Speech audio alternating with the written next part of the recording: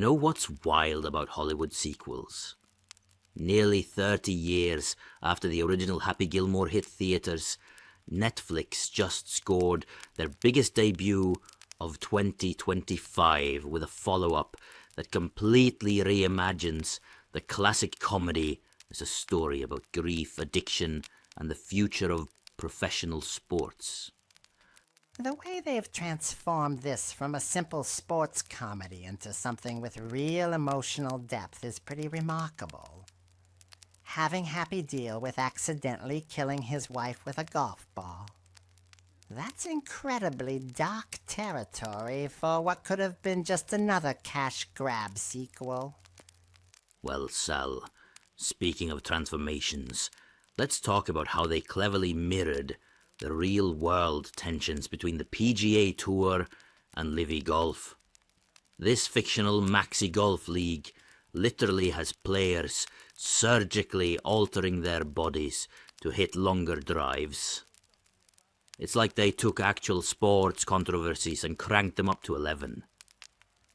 That's such an interesting parallel.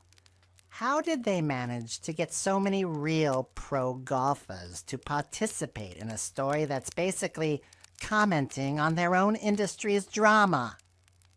You know what's interesting about that? They somehow convinced both traditional tour players like Rory McIlroy and Scotty Scheffler to appear alongside controversial figures in golf.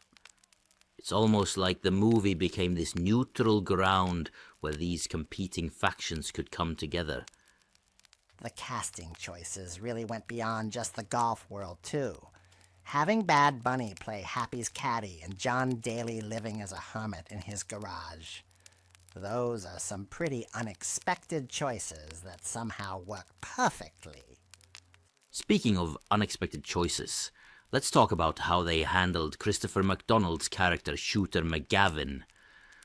Instead of just bringing him back as the same old villain, they gave him this whole redemption arc where he becomes disgusted by the corruption in Maxi Golf and actually teams up with Happy. Well, that's what makes this sequel feel so fresh. They didn't just rehash the original dynamics. Even Ben Stiller's character returns in this completely new context as Happy's addiction counselor. And the way they handled all the real-world losses since the original film is pretty touching. They had to completely rewrite Carl Weathers' character after his passing. But they turned it into this beautiful tribute that acknowledges both the fictional and real-world losses. That final scene where Happy looks up at all those characters from his past. Francis Bay, Carl Weathers, Richard Keel, Bob Barker. It's actually quite moving how they balanced nostalgia with genuine emotion. You know what's really impressive? The film managed to pull in 46.7 million views in just 3 days on Netflix, making it their biggest US film debut of 2025. That's pretty remarkable for a sequel coming almost 3 decades after the original. The critical response has been fascinating too.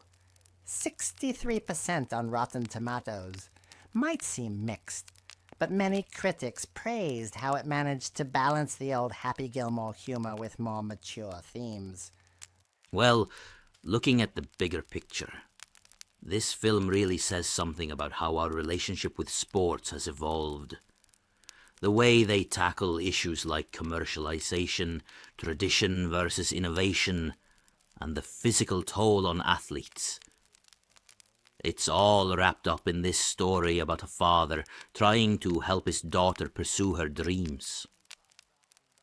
That's exactly what elevates this beyond just another comedy sequel. They've managed to create something that speaks to both longtime fans and new audiences while actually having something meaningful to say. And let's not forget the technical achievement here. Shooting an entire golf movie in New Jersey, of all places. They transformed everything from local country clubs to stop-and-shop supermarkets into their story world.